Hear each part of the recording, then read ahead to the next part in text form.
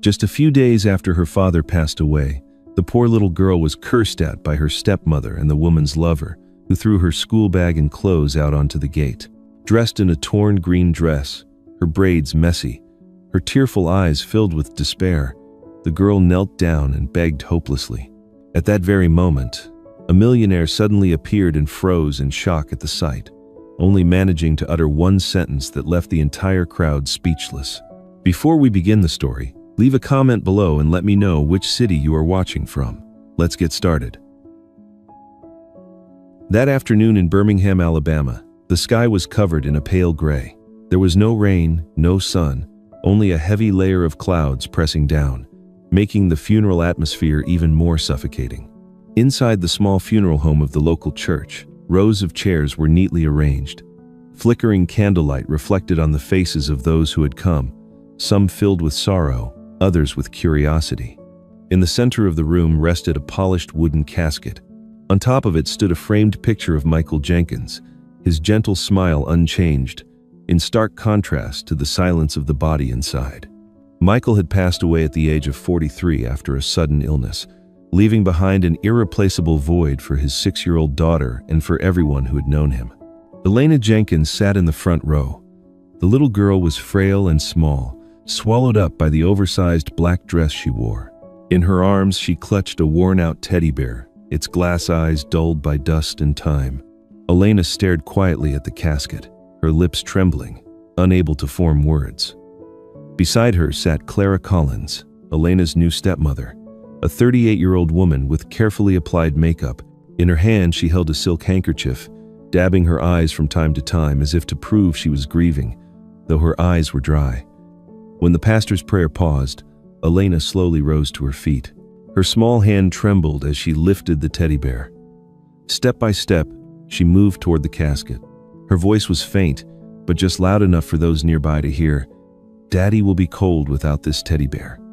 Her tiny hand reached out to place the bear on the casket lid, but before it touched the wood, another hand seized her wrist and yanked it down. "That's enough, Elena," Clara whispered, her tone sharp and cold. "Don't embarrass yourself in front of everyone."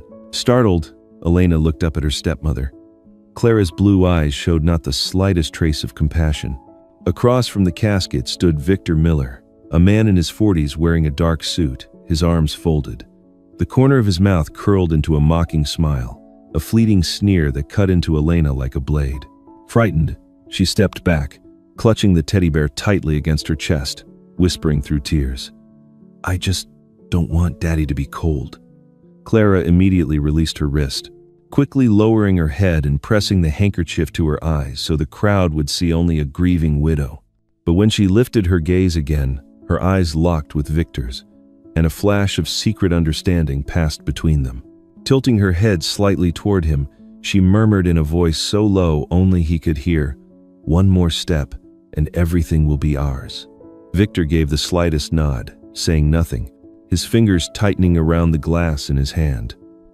At the back of the room, Richard Thompson, a 45-year-old millionaire, stood silently. Dressed in a simple black suit, his strong face was marked with fatigue. Richard had been Michael's close friend for many years, the two of them side by side since the struggles of their early careers. He knew how deeply Michael loved his daughter. Now, as he watched Elena pulled away from the casket, the light in her young eyes extinguished like a flame doused with water, Richard felt a sharp ache in his chest. "Michael, don't worry. I will keep an eye on the little girl." But why do her eyes look so sad, as if she already knows she has just lost her entire world? On the right side of the pews, Evelyn Thompson, a 70-year-old longtime neighbor, leaned over and whispered to the woman sitting next to her, "Clara doesn't look the least bit sorrowful, and that poor child is trembling like a tiny kitten." The other woman nodded and sighed. "Poor thing. Only 6 years old and already lost her father. I don't see any grief in that woman, except for adjusting her dress and wiping away the smudge in her lipstick." Evelyn fell silent, her gaze fixed on Elena. Many times she had caught Clara scolding the child, but she never thought this day would come so soon. The service ended. People slowly began to leave. Clara stood at the door, shaking hands with each guest, her expression the perfect mask of grief, yet her steps were lighter than those of someone leaving a banquet. Victor stood close by, occasionally leaning down to whisper something that made her laugh softly, which she quickly covered with a shake of the head, pretending to be mournful again. Elena was left behind in the wide room, alone with her stuffed bear. She climbed onto a chair, stared one last time at her father's portrait, then buried her face in her hands, sobbing. Clara's footsteps echoed steadily on the wooden floor, then faded into silence. When night fell, the house grew still. Elena sat wide-eyed in her small room. She clutched the bear tightly against her chest, listening to every sound drifting in from the living room. Clara's voice rose, hoarse yet calculating. "Everything will be fine, as long as no one discovers that will." Victor's voice followed, low and sharp. "Don't worry. The papers are ready. The little girl can't do anything." Elena sank down, her heart pounding. She didn't fully understand the meaning of the word will, but she knew very well there was something chilling in their voices. Her small eyes stared into the darkness as she whispered to her stuffed bear, "Daddy, I'm so scared. I'm afraid they will take everything, even this house." From the living room came Victor's faint laugh, drawn out and icy, like a blade cutting through the night. Elena pressed her face into the bear's fur, her tears soaking the fabric. In that moment, the 6-year-old girl felt, with heartbreaking clarity, that she was completely alone in the house that had once been filled with love. In the days following the funeral, the Jenkins house was cloaked in a chilling silence. Elena shut herself away in her small room, clutching her teddy bear against her chest, her eyes vacant. Since her father's death, she felt as if she had slipped into another world, one where every step she took trembled with fear. Clara paced through the house in high heels, the sharp clatter echoing off the walls, each sound making Elena flinch. That morning, the sky was gray, heavy with black clouds, though no rain fell. Clara wore a tight red dress, her lips painted a striking crimson, every feature of her face sharpened with makeup. She stood in the living room, opened her jewelry box, and suddenly shrieked, her voice so high-pitched it rattled the entire house. "Where's my diamond necklace?" Elena stepped out of her room in confusion. She wore a faded mint blue dress, the shoulder torn, the hem frayed. Her hair, hastily braided days before, had unraveled into messy strands. Her wide brown eyes had no time to grasp what was happening before Clara lunged forward, jabbing a finger at her face. "You filthy little wretch, just one look at you is enough to see your thieving nature. You're a thief. I saw your eyes on it these past few days. Don't deny it." Elena shook her head frantically, tears spilling down her cheeks. "I didn't do it. I never touched your things." At that very moment, Victor Miller stepped out of the kitchen. He wore a dark blue suit, a glass of red wine in hand, moving slowly, as if he were savoring a play. He leaned back on the sofa, his eyes mocking as they fixed on Elena. "What child isn't greedy?" Victor sneered, dragging out each word. "Anything that shines, they want to grab. Just look at her, crying as if she's innocent, while her hands are probably hiding it somewhere." Clara stormed forward, seizing Elena's small arm and shaking her roughly. "Confess, or do you want me to tear your room apart and drag you out in front of the neighbors? Once you're exposed, you'll never lift your head again for the rest of your life." Elena broke down in sobs, clutching her teddy bear tight to her chest. "I didn't take it. I never took it," Victor burst out laughing, swirling the wine in his glass. "Just look at her face, exactly the kind of child who cheats and lies. Michael must be ashamed in his grave to have left behind a daughter like this." At the mention of her father's name, Elena gasped as though stabbed in the heart. She dropped to her knees, crying uncontrollably. "Daddy, I didn't steal, I swear." Clara flung her hand and strode quickly up the stairs. Just a few minutes later, she dragged down an old, worn school bag. "This is all you have. A thief like you has no place in this house," Clara shouted, her eyes icy cold. She shoved hard, and Elena tumbled helplessly onto the yard. The school bag burst open, books and clothes scattering across the damp ground. Elena sat on the dirt, trembling as she clutched her stuffed bear, tears streaming down her cheeks. "Daddy, where am I supposed to go now?" Her voice was faint, dissolving into the wind. At that very moment, A black car stopped in front of the gate. Richard Thompson stepped out, his heart still heavy after the funeral. For days he had wrestled with unease, wondering if Elena was being cared for or abandoned. That was why he had come to this house today. But as soon as he entered the yard, the first sight that met his eyes was Elena sitting on the ground, her belongings tossed around her, Clara standing in the doorway with folded arms, and Victor sipping liquor with a sinister smile. The scene struck him silent, his guilt instantly igniting into fury. "Clara, what are you doing?" Richard's deep voice thundered across the quiet yard. Clara turned, her face showing no trace of remorse, only a slight curl of her lips. "I'm protecting the honor of this family from a little thief. She stole my diamond ring. I can't keep her here." Elena lifted her tear-filled eyes toward Richard, then rushed forward to clutch at his leg, her voice trembling. "Uncle Richard, I didn't take anything, I swear." Richard bent down, gently lifting Elena into his arms. He held her tight against his chest, feeling her frail body trembling like a leaf. Then he raised his head, his eyes sharp as blades fixed on Clara. "If Michael were still alive, what would he see in you today?" Clara faltered for a second, then quickly straightened, her voice shrill. "What do you know? I have to protect our reputation. This girl is not worthy of the Jenkins name." Victor burst into laughter, his tone mocking. "Take her if you want, Richard. But remember this. Sooner or later, she'll come crawling back here to suffer all the same." Richard said nothing. He only tightened his hold on Elena and turned to leave. His gaze was like steel, so cold and unyielding that Clara could not hide her rising fury. From the porch, Clara screamed after him, her voice hissing through clenched teeth. "Go then. But remember, no one escapes my shadow." Richard paused for a brief moment, then strode quickly toward the gate. Elena buried her face in his chest, her muffled sobs beating in rhythm with his heavy heart. He carried Elena away from that house, while behind them Clara's hateful glare and Victor's wicked smile lingered like a darkness that refused to fade. The car glided silently down the road. The only sounds inside were Elena's ragged breathing and the muffled sobs that broke from her chest. Richard held her tightly in his arms, feeling her small body tremble like a lost fledgling. She buried her face against his chest, her sobs catching in uneven bursts. Richard said nothing. He only rested his hand on her tangled hair and gently stroked it, the way Michael once did with his own daughter. The road to the Thompson estate was deserted. The street lights cast a pale glow on Elena's wan face, her wide eyes fixed on the window, yet the reflection staring back was only that of a child in a tattered mint-green dress, her braids undone and messy. She whispered softly, unsure if Richard could even hear her. "I didn't steal. Daddy knows I didn't steal." Richard heard every word, and his chest tightened with pain. He gave no reply, only reached out to adjust the coat draped over her shoulders, trying to keep a trace of warmth around her in the bleak night.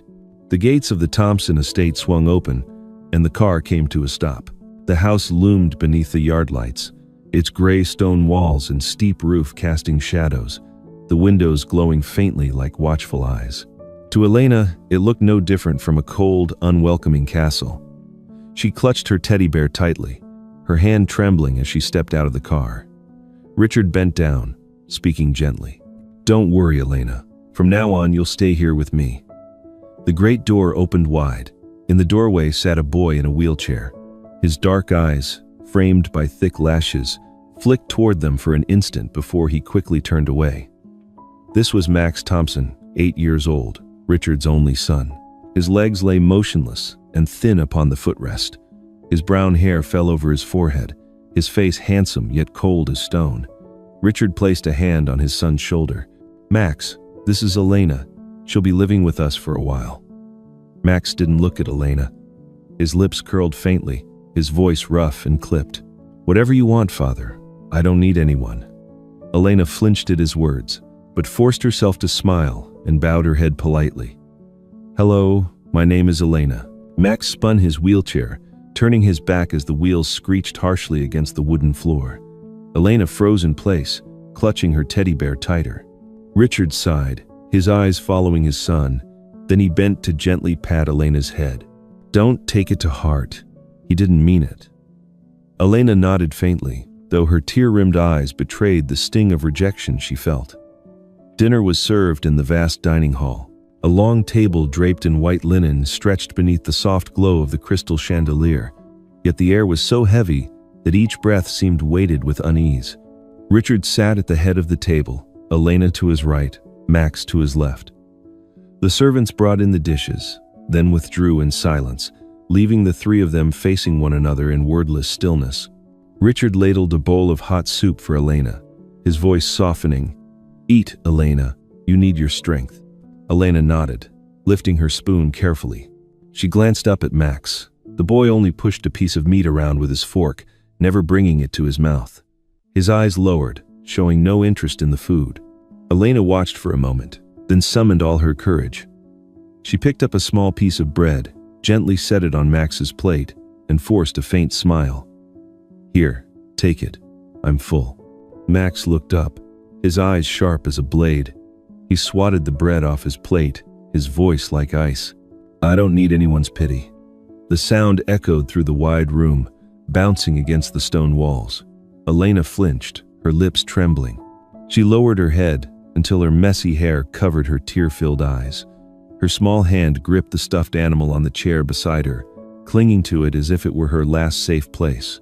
Richard set down his knife and fork, wanting to speak, but unable to find his voice. His throat tightened. He looked at his son, his gaze heavy, then turned to Elena, who sat in silence, enduring. With a long sigh, he resumed eating, letting the weight of the moment crush all three of them. Night enveloped the mansion. Richard sat alone in his study, papers scattered in front of him, though his eyes were blank. His wife's death had slowly built a wall between him and Max, and now Elena's presence seemed to make that wall even higher. A faint noise from downstairs pulled him out of his thoughts. Richard rose and walked slowly down the stairs. In the living room, Elena curled up on the sofa, clutching her stuffed bear. The table lamp cast a warm glow across her small face, her eyes swollen and red. She whispered, her voice broken by tears. "Daddy, I miss you. I miss you so much." Richard froze behind her, his chest tightening. He longed to go to her, to hold her, to say something comforting, but his legs felt too heavy. He knew the pain of losing a father could not be healed with a few words. Upstairs, a door opened softly. Max stood in the hallway, his shadow stretching across the floor. He heard every choked sob from Elena, his eyes flickering, his face stiff. For a moment, it seemed as if he might wheel himself closer, but instead, he shut the door. The faint click of the lock sounded like an ending. Richard looked up, catching the image. He stopped on the stairs, his gaze fixed on that closed door. A wave of guilt pressed down on him, heavy as stone. "I lost my wife, and now even my son drifts farther away. Am I repeating the same mistake, letting both of these children slip through my hands?" The house sank into silence, broken only by Elena's muffled sobs and the steady ticking of the clock piercing the night. The next morning, lazy sunlight slipped through the window frame, sneaking in between the half-closed curtains. The Thompson mansion stood silent like a block of stone in the wealthy neighborhood. Elena tiptoed out of the guest room. She walked barefoot, clutching a worn-out teddy bear, her eyes still swollen after a night of crying for her father. A faint clattering sound came from the second-floor hallway. Elena lifted her gaze and saw Max sitting in his wheelchair. He had been up since early morning, his face expressionless, his hands resting on the rims of the wheels without the slightest movement. Elena froze for a moment, hesitation washing over her. She knew Max disliked talking, but this silence felt heavier than Clara's scolding ever had. She drew a breath, held her teddy bear tighter, and spoke up. "Do you want to hear me tell a story about my dad?" Max didn't turn around. His eyes stayed fixed on the window at the end of the hall, where the morning light spilled across the wooden floor in a golden streak. Elena bit her lip, mustering more courage. "My dad used to say, a signature is something no one can fake. Because a signature is like a person's soul." The wheels beneath Max's hands trembled. His fingers tightened, his knuckles trembling slightly. But he still gave no reply. Elena lowered her head to look at the teddy bear and whispered, "He always told me to remember little things like that. I want to remember everything, Because I'm afraid I'll forget my father's voice." At that moment, Richard stepped out of his study. He froze when he caught Elena's words. His eyes shifted from the small girl struggling to speak to his silent, withdrawn son. A soft ache welled in his chest, yet Richard chose silence. He simply walked on, carefully closing the door behind him, as if leaving space for the two children to share their own moment. Meanwhile, in a lavish hotel downtown, Clara sat before a mirror, brushing her golden hair, her fiery red dress glowing in the midday light. Victor, wearing a blue suit, poured red wine into a glass and leaned back in his chair. His voice was low, but every word cut through his teeth like a hiss. "Richard has started paying attention. He isn't stupid. If he goes through the documents, everything will soon come out." Clara stopped brushing her hair, her eyes in the mirror flashing with unease. She turned, set the comb down on the table and said, "Then we need to erase every trace. Anything that could be used as evidence must not be left behind." Victor took a sip of wine, then smirked, his eyes sharp as a blade. "Or simpler than that, if the little girl just disappeared, no one would ever be able to prove anything." Clara went silent for a moment, her lips pressed tightly together, then she spoke flatly. "As long as no one suspects me." The air in the luxurious room grew dense, but the words exchanged between the two accomplices carried the stench of gunpowder, ready to ignite. At nightfall, the atmosphere in the Thompson mansion grew heavy. Richard had already retired to his room. Elena lay curled up on the new bed, her eyes wide open in the darkness, unable to fall asleep. Max sat in his wheelchair in the upstairs hallway, like a lonely shadow. He replayed Elena's words from that morning, especially the one about the signature. Each word pressed into his mind, refusing to leave. Max gripped the armrests of his chair, feeling both unsettled and confused. A faint sound from downstairs caught his attention. The front door opened and then shut quickly. Max held his breath and leaned forward to watch. A dim light from the lower hallway stretched upward, revealing the figure of a man. He moved quickly, almost in a rush, and disappeared into Michael Jenkins's old study, the room where Richard had kept many mementos. Max frowned. This was not one of the house servants, nor was it his father. He quietly pushed the wheels forward, his heart pounding harder. Through the narrow crack of the door, Max saw Victor clearly. He was ransacking the desk drawers, his movements hurried. His face was tense, beads of sweat forming on his forehead. He pulled out a thick stack of files and stuffed them into his coat pocket. In his haste, a single sheet slipped from the pile and fell to the floor with a soft rustle. Max followed it with his eyes and immediately recognized the handwriting. A clumsy, stiff signature, lacking the fluidity he had seen so many times on the documents Elena's father had signed and hung in the hallway. Victor didn't notice, shutting the drawer quickly before leaving the room in a hurry. He had no idea someone had been watching in silence. Max sat frozen, cold sweat dampening his palms. His eyes never left the sheet of paper still lying on the wooden floor. Elena's words echoed loudly in his mind. Signatures are something no one can forge. The wheels moved slightly as Max rolled closer, his heart pounding in his chest. He knew he had just witnessed a secret no one else was aware of. And that piece of paper could change everything. Max drew a deep breath, his darkened eyes fixed on the sheet resting on the floorboards. In the dim light, he felt with certainty that a new door had just opened, one leading to a truth capable of overturning everything. Max sat in his wheelchair, his breathing rapid, cold sweat breaking out across his skin. The hallway had gone quiet again, leaving only darkness and the pounding of his heartbeat. His eyes fell on the old study. The door left slightly ajar, a sheet of paper lying on the wooden floor like a secret calling to him. He rolled forward slowly, his trembling hand reaching out to pick it up. The moment he unfolded it, his eyes locked on the signature at the bottom. The handwriting was jagged, stiff, missing the smooth elegance he had seen before in the framed photographs of Michael Jenkins's signature that lined the hallway. Max bit his lip and quickly folded the paper. He wheeled himself back to his room, pulled open the desk drawer, shoved the sheet inside, and slammed it shut. A heavy weight settled in his chest. He didn't fully understand what it meant, but he was certain this wasn't just an ordinary document. He whispered to himself, his voice catching, "This will change everything. The next morning, pale light filtered through the curtains. Elena woke up still clutching her old stuffed bear. She tiptoed down the hall and noticed Max's door cracked open. Pushing it gently, she peeked inside. Max sat at his desk, his back hunched, his face tense. The drawer was slightly open, the corner of a white sheet peeking out. Elena stepped closer, her voice soft. "What are you doing?" Max startled, wheeling himself quickly to block the desk. "Don't touch it." But Elena's small hand darted forward, pulling the paper free. Her eyes widened as they scanned the words. She froze when she saw the signature at the bottom. Tears welled up, her voice trembling. This isn't my dad's handwriting.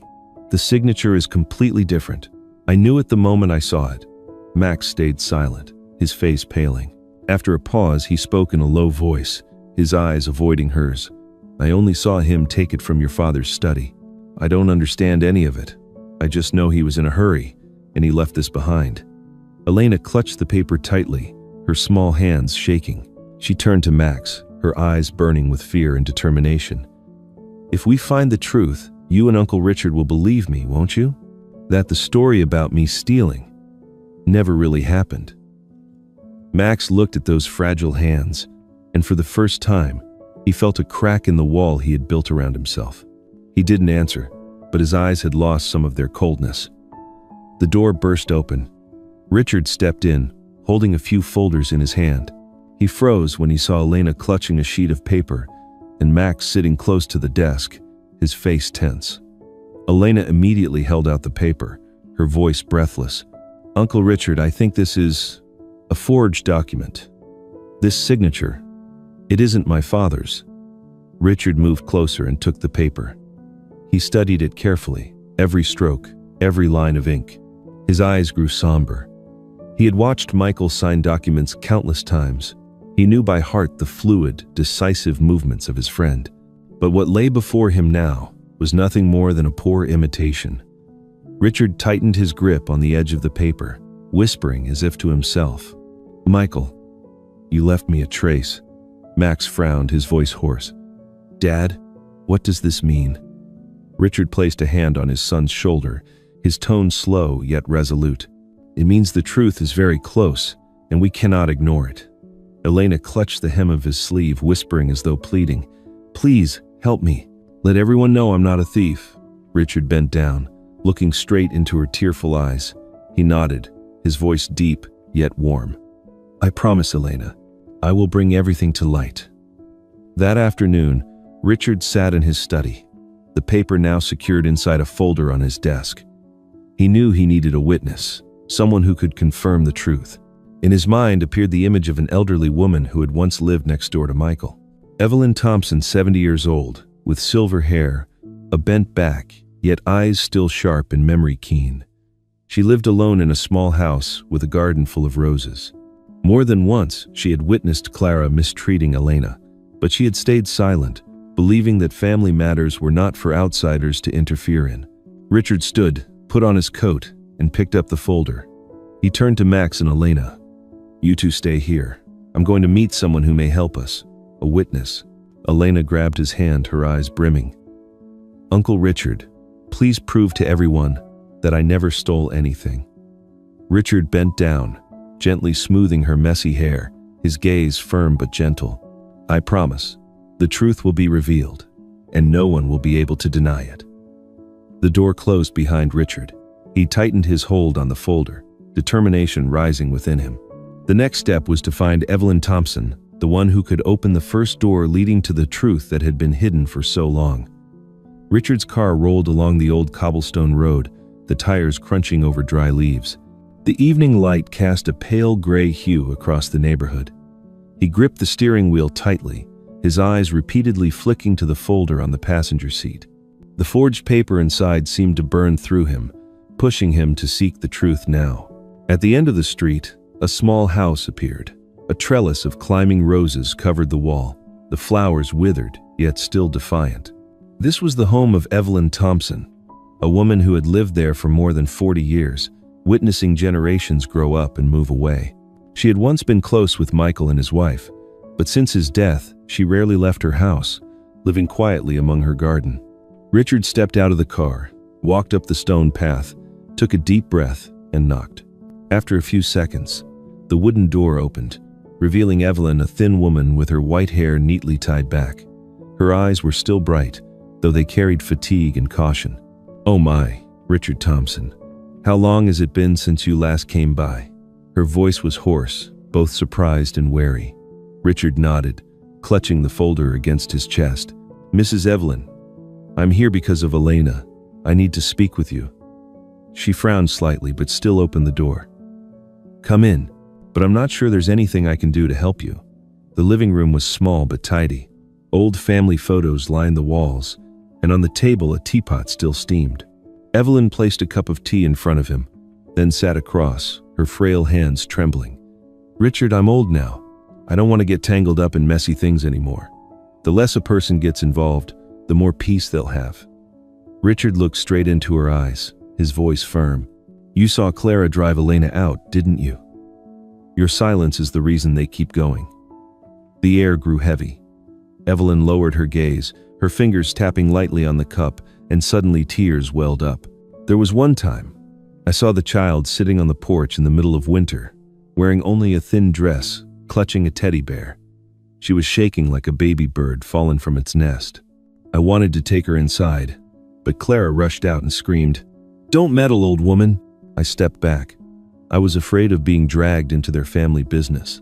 And from that day on, I've never stopped regretting it." Richard clenched his fist, his voice sharpening. "Michael trusted the wrong person, and now Elena bears the cost.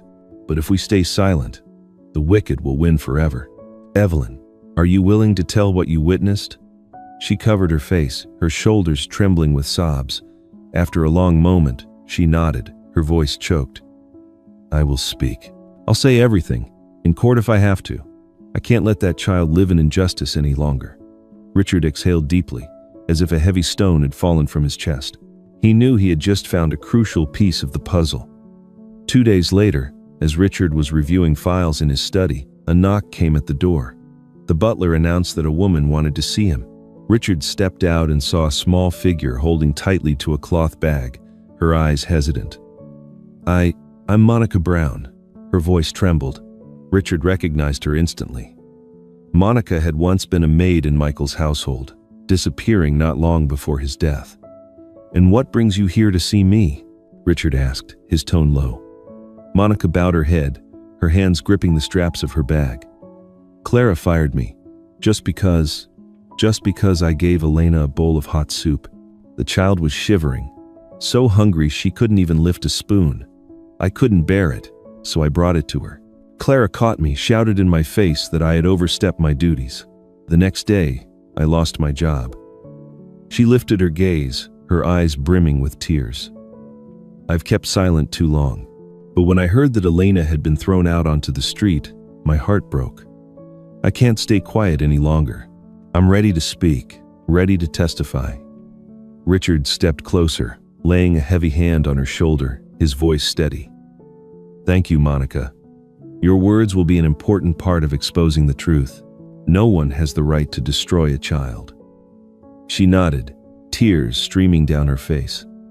While Richard gathered testimonies, at Michael's mansion, Clara suddenly noticed something wrong. She opened a drawer in the old study, reaching for a familiar file. But only emptiness remained. Her hand shook as she held her wine glass. Crack. The glass shattered, red wine splattering across the wooden floor. "Victor!" Clara screamed, her voice ripping through the air. Victor rushed in, frowning. "What's going on?" Clara pointed at the drawer, her eyes blazing. "The files, they're gone. Someone took them. Someone is digging up our graves." Victor froze, then clenched his fists tight. His gaze darkened, his voice low and filled with menace. "If anyone dares to reopen this, we must strike first." Clara's furious scream and Victor's cold stare signaled a confrontation that could no longer be avoided. The truth had just begun to surface, but the shadows were already moving, ready to swallow everything. The next morning, Richard walked into the office of a man he had known for years, Jonathan Harris, a renowned inheritance lawyer in the city. Mr. Harris was in his early 50s, his salt and pepper hair and silver-rimmed glasses giving weight to his stern face. His office was bright, with shelves lined from end to end with legal documents. Richard placed a folder on the desk and pushed it toward him. "I need a definite answer. Is this Michael's signature? Or just a forgery, Mr.?" Harris adjusted his glasses, picked up a magnifying glass, and studied every stroke with meticulous care. He compared the questioned signature against the genuine documents Richard had brought along, papers Michael had signed when he was alive. The silence grew so deep that Richard could hear the clock ticking second by second. Finally, "Mr." Harris looked up, his voice firm. "There's no doubt about it. This is a forgery. The handwriting is shaky, inconsistent. The pressure is nothing like the real signature. Whoever did this may have thought they could fool outsiders, but to an expert, it's a clumsy copy." Richard nodded, clenching his fist. He whispered, as if speaking to his departed friend, "Michael, the truth is finally coming to light." At the same time, in a quiet cafe on the outskirts of town, Monica Brown sat across from Clara. Monica wore an old coat, both hands wrapped around a steaming cup of coffee, her face tense and worn. Clara, on the other hand, looked polished and sharp in a tight red dress, her voice dripping like honey laced with venom. "How much to keep you quiet?" Clara leaned forward, her eyes narrowing. "A new apartment? A monthly allowance? You just need to disappear. Stay silent, and I promise you'll never have to worry about where your next meal comes from." Monica trembled. Tears slid down her cheeks as she shook her head. "You can't always buy a conscience, Mrs. Clara. I've kept silent too long. I saw Elena being abused, being starved. I can't turn away anymore." Clara smirked coldly, setting her purse down on the table, her voice dropping to a threatening whisper. "You're digging your own grave, Monica. Think carefully what matters more, some vague notion of justice, or your very life." Monica didn't answer. She stood, walked quickly out of the cafe. Her hands were still trembling, but her eyes carried a resolve stronger than ever before. That evening, just as Richard returned to the mansion, the phone on his desk rang. He picked it up. On the other end was a man's voice, low and distorted. "Mr. Thompson, you're putting the girl in danger." Richard gripped the receiver. "Who are you?" A dry laugh came back through the line. "If you keep going, you'll lose her. Elena will vanish from this world as if she never existed." The call cut off, leaving only the cold, steady drone of the dial tone. Richard's fist tightened, fury blazing in his eyes. He knew Victor had begun to move. Meanwhile, Elena wandered the dark hallway of the old mansion. She pressed her ear against a half-closed door and heard familiar voices. It was Clara's, sharp and scheming. "If we don't stop Richard, the girl will expose us. She has to be silenced or disappear." Victor answered with a chilling laugh. "Leave it to me. A 6-year-old child. Far easier than Mr. Thompson." Elena covered her mouth, tears spilling over. She spun and ran, her small heart pounding. She burst into Max's room, grabbed his hand, her voice trembling yet fierce. "I won't let them take our family away again. Never." Max looked at her, seeing an unexpected strength shining in her eyes. He didn't reply right away, but he squeezed her hand tighter, a silent promise. Late that night, Richard sat in his study. The phone rang again.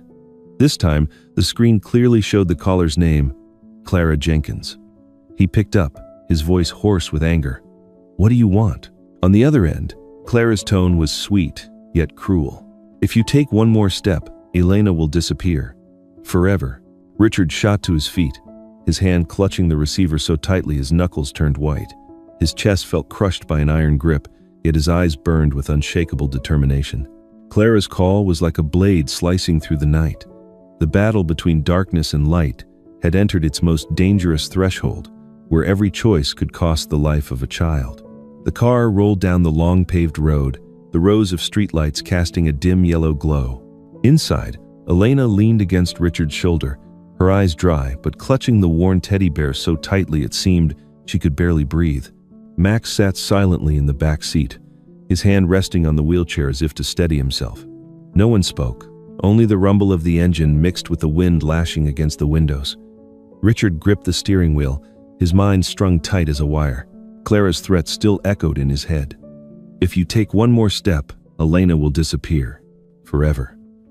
He knew she never joked. That was why he had no choice but to take the two children somewhere safer. Their destination was a modest wooden house tucked near the pine forest on the outskirts of town. The door opened, and Daniel Miller stepped out. He was an old friend, once a military doctor on the battlefield, now retired. Daniel was tall, his hair streaked with gray, yet his stance was firm. His eyes, stern yet warm, carried a rare sense of trust. "Richard." Daniel frowned slightly when he saw the children. "What could have brought you here with them in the middle of the night?" Richard placed a hand on his shoulder and said simply, "They need shelter, and you're the only one I trust."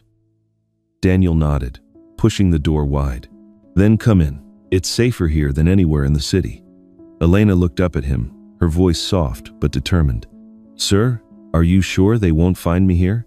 Daniel bent down to meet her gaze, his tone steady. "As long as I'm here, no one will ever touch you." Those words settled over Elena's small heart like a thin blanket. She nodded, took Max's hand, and pulled him inside. Max said nothing, but the tension in his eyes eased just a little. Meanwhile, at the Jenkins mansion, crystal chandeliers blazed against the polished marble floors. Clara stepped into the center of the hall, draped in a sparkling emerald gown, her smile radiant. She had arranged a lavish party, inviting businessmen, lawyers, and a roster of society's most prominent names. To Clara, it was all theater, a layer of paint to cover the cracks spreading underneath. "The Jenkins family is still standing strong. Nothing has changed," Clara said sweetly to her guests. "Michael left me a family and a legacy. All I want is to keep it in peace." Applause rang out, glasses clinked, but behind that false stage, Victor was already moving. He slipped quietly into Michael's old study. The firelight flickered across his sharp features. One by one, folders and files were tossed into the flames. The fire devoured the words, leaving nothing but ash. Victor smirked, whispering as if to the night itself, "No one will ever find anything. It's all in the past now." Amid the music and the shallow handshakes, Richard suddenly appeared. His deep blue suit made him stand out, each step slow but full of authority. Every guest turned to look, whispers rippling across the hall. Clara flinched for a brief moment, then quickly forced a charming smile. "Richard." She lifted her glass of wine, her voice dripping with honey. "You came at just the right time. Let's share a toast. We're still family after all." Richard did not raise a glass. He stood tall, his eyes locked on her, his deep voice thundering through the hall. "I did not come to celebrate.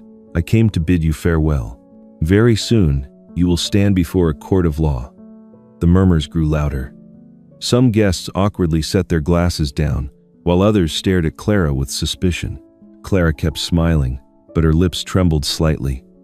She stepped closer to Richard, her voice dropping low, hissing through her teeth.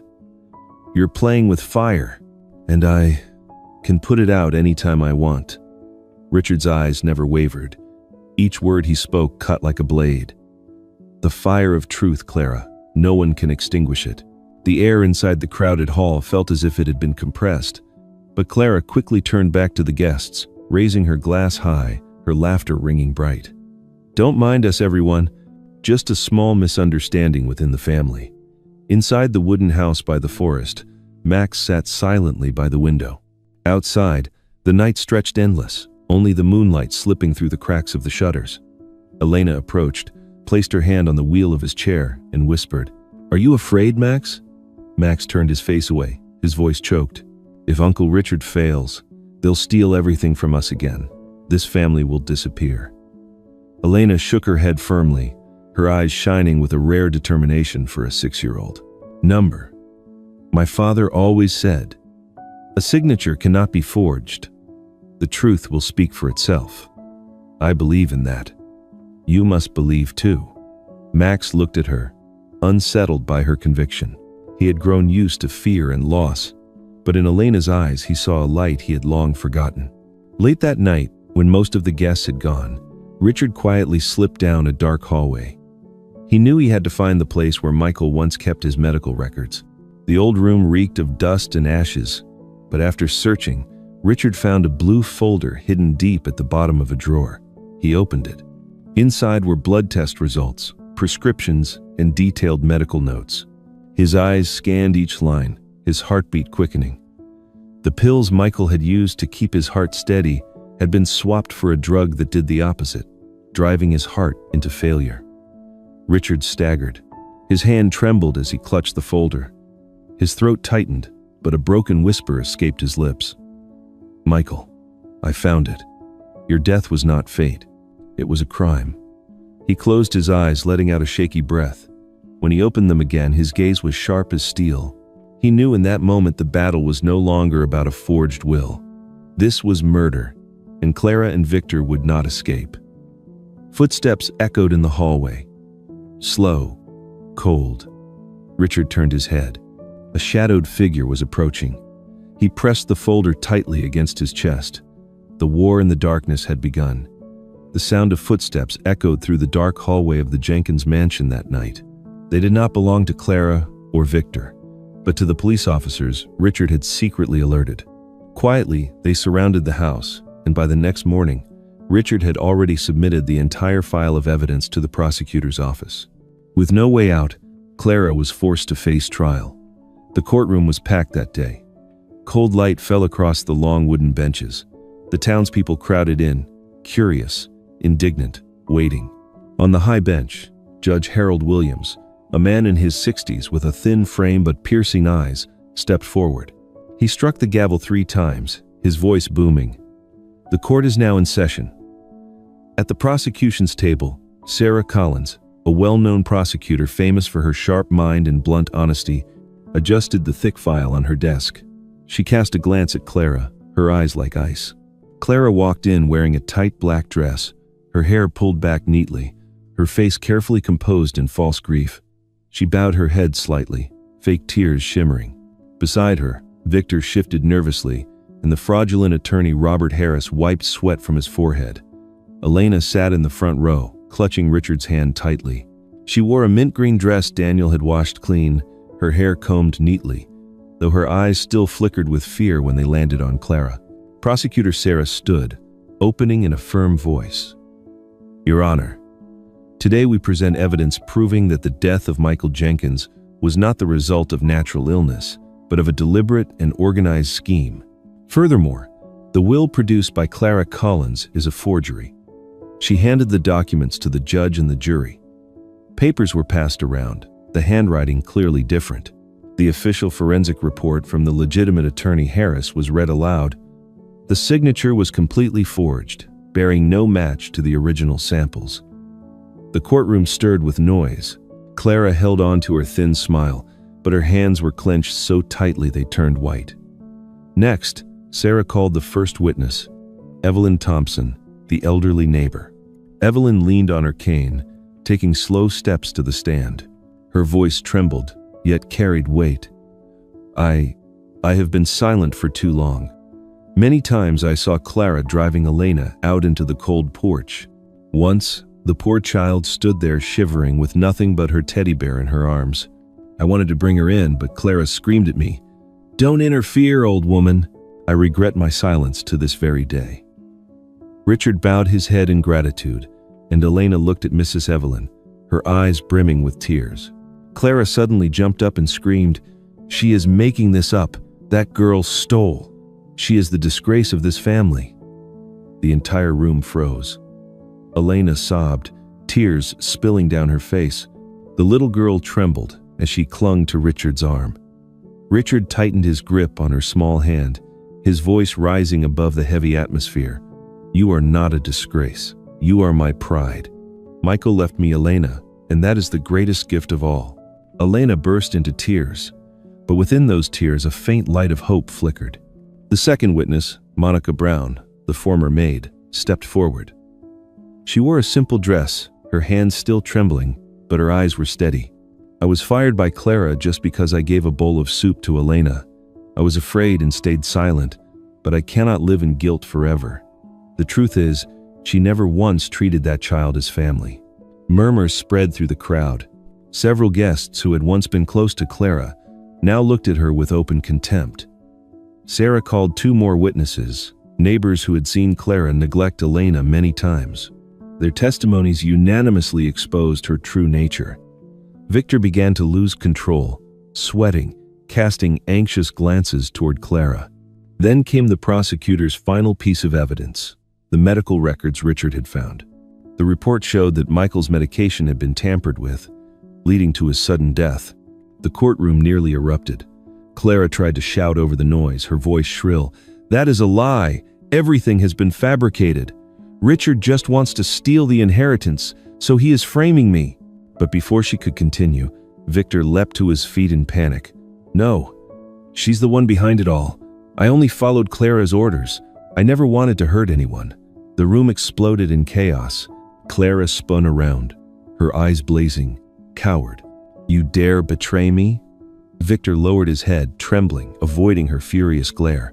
Judge Williams slammed his gavel down hard, his commanding voice cutting through the uproar. "Order! Clara Collins, Victor Miller, and Robert Harris. You are all hereby remanded into custody on charges of forgery, fraud, and involvement in the death of Mr. Michael Jenkins."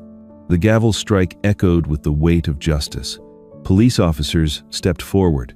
Clara thrashed wildly, screaming with venom. "You will all pay for this, every one of you." She was handcuffed, but as she passed by Elena, Clara stopped, her eyes burning with malice. Her voice dropped to a hiss through clenched teeth. "You will pay, remember that." Elena stepped back, pressing herself against Richard. He held her tightly, his resolute gaze refusing to let any threat shatter the trust he had rebuilt. As Clara was led away, the courtroom buzzed with whispers. Elena buried her face against Richard's shoulder, whispering through sobs, "Uncle Richard, did we win?" Richard squeezed her tiny hand, his eyes fixed on the doorway where sunlight streamed into the chamber, his voice trembling softly, "Not yet, Elena, but justice is on our side." The courtroom doors closed, and the noise inside slowly faded away. Outside, the sky was washed in a pale gray, clouds drifting slowly as if they had just survived a storm. Richard stepped out, one hand clutching the folder of documents, the other holding tightly onto Elena's small hand. She was still trembling, her eyes red from tears. On the courthouse steps, Elena tilted her head up, her voice hoarse. "Uncle Richard, do I even have a place to go now?" The question lodged in Richard's throat. In the child's eyes he saw not only fear, but also the terrifying emptiness of a soul stripped of its shelter. Richard bent down, pulled Elena into his arms, his hand trembling as he stroked her soft hair. "From now on, this is your home," he whispered, his voice rough but steady. Elena clung to him, a cry breaking free, small but echoing from the depths of her heart. In that moment, Richard knew he had just made a promise he could never take back for the rest of his life.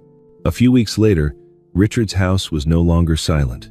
Breakfast was filled with the clinking of dishes, the sound of clumsy footsteps, and the bright laughter of a little girl that now filled the once cold space. Max had started physical therapy with a walking frame. Every step was a battle, his legs trembling as though they might collapse. But right beside him, Elena ran after him, her eyes shining, her clear voice ringing out. "You can do it, Max. Just one more step." Max pressed his lips together, sweat rolling down his forehead. He gripped the frame tightly and pushed himself forward. When his foot touched the floor, his body swayed, but for the first time, he had managed to stand. Richard stood a few feet away, both hands covering his face, tears welling in his eyes. He turned away to hide them, but the choked sound escaped anyway. "Michael, do you see this? My son is standing again, and it's all because of Elena." Max looked up and saw his father crying. He froze, and for a brief moment, his eyes softened in a way they rarely ever did. Elena watched them both, her small heart overflowing with warmth. One afternoon, Evelyn Thompson arrived with her cane. She stepped into the yard, her eyes taking in a scene so different from what it once had been. The house now echoed with laughter, children chattering over stories, dishes clinking as Elena tried to help clumsily. Evelyn sat down on the wooden chair on the porch, smiling. "This house It's full of laughter now. Michael can finally rest in peace. Richard poured her a cup of hot tea and nodded gently. He said nothing more, only let his gaze rest on Elena, who was busy helping Max arrange his books on the table. That image was enough to answer every unspoken word. Elena leaned toward Max and whispered softly, as if she wanted only the two of them to hear. "We lost our dad, we lost our mom, but now, at least, we have each other." Max paused for a moment. He turned his face away, but the corner of his lips lifted slightly, as if a smile had finally found its way back. One evening, as the sky turned into a fiery red sunset, Richard sat in the middle of the living room. He stretched out his hands and called both children over. Elena ran to him first, holding his left hand. Max slowly rolled his wheelchair closer, resting his hand on his father's right hand. Richard looked at them both, his voice low but firm. "Family is not defined by blood. Family is love. From today on, we are a family." Elena lifted her gaze, her bright eyes shimmering as she whispered with a trembling voice, "Dad, I'm not afraid of the dark anymore." Richard pulled them both into his arms, feeling as if his chest had widened to hold all the loss and all the hope at once. Outside the window, the sunset spread across the sky, casting light over the house and turning it into a place that truly belonged to them. That night, after Max had fallen asleep, Richard remained in his armchair, reading through the last pages of the file. He knew that the road ahead would not be made of happiness alone. There would also be trials, for wounds of the past could not heal in a single day. But when he glanced at Elena, who had dozed off with her teddy bear, a smile formed on his lips. Michael was gone, but he had left behind a legacy far greater than wealth, a legacy of trust and kindness that Richard was now carrying forward. On Sunday, Daniel Miller also came by. He brought along a few old toys and a children's book. Elena hugged the gifts and squealed with joy. Daniel smiled, then looked at Richard. "Looks like your home has truly come back to life." Richard nodded. "Not just come back to life, it's being rewritten from the beginning." Daniel shook Richard's hand, then looked at Elena and Max with tender eyes. Deep inside, the old memories of the battlefield suddenly felt lighter. When night fell, the three of them, Richard, Elena, and Max, sat together on the porch. A gentle breeze stirred under the round, bright moon.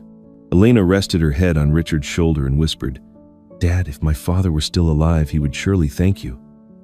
Richard didn't answer right away. He gently kissed the tangled hair of the little girl, his eyes fixed on the night sky. In his heart, a voice rose. "Michael, you can rest in peace. I have kept my word." In the end, the story closes with a simple yet profound message. Evil may conceal the truth for a while, but it can never escape forever. Clara, Victor, and their accomplices had to face justice, while Elena, the little girl who proved to be strong despite her size, found a new home where real love existed. Good people may endure pain and injustice, but in the end, they will be rewarded as they deserve. This is precisely what heartwarming stories, these touching tales, always want to share with everyone. Because sometimes, kindness and love are the only light that can drive away the darkness. What do you think about today's story? If you were in Richard's place, the man who reached out and saved Elena, would you be willing to do the same when faced with injustice right before your eyes? And do you believe that love has the power to heal even the deepest wounds? I also care deeply about you, the companions of the Story 4 Heart channel. How have you been lately? Are you going through stressful or difficult days? Please share your feelings in the comments. I always read and treasure every word you confide. Thank you for listening until the end. Don't forget to leave a like, subscribe to the channel, and share this video to spread this human message. See you again in the next episodes of Story 4 Heart, where every story is a bridge of love. The millionaire pushed open the kitchen door and froze at the sight before him. His 7-year-old daughter kneeling in a puddle of spilled milk, clutching her baby brother who was crying hoarsely.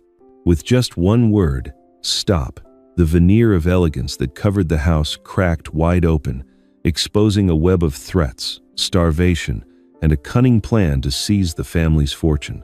Who had turned a home into a locked cage for 2 innocent children? Before we begin the story, please leave a comment sharing your thoughts.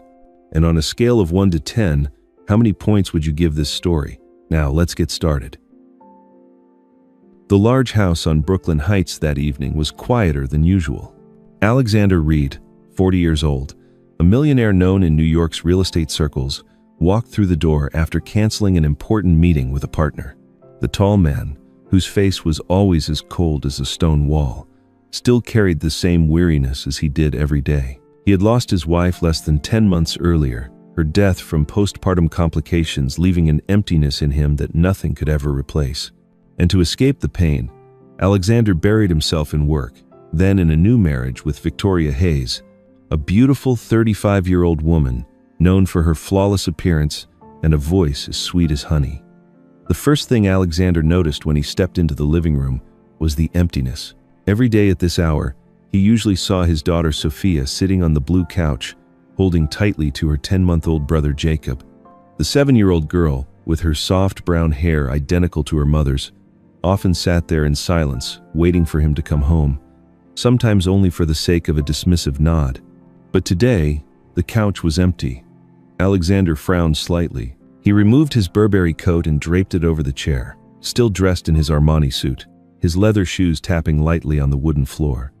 The unusual stillness unsettled him.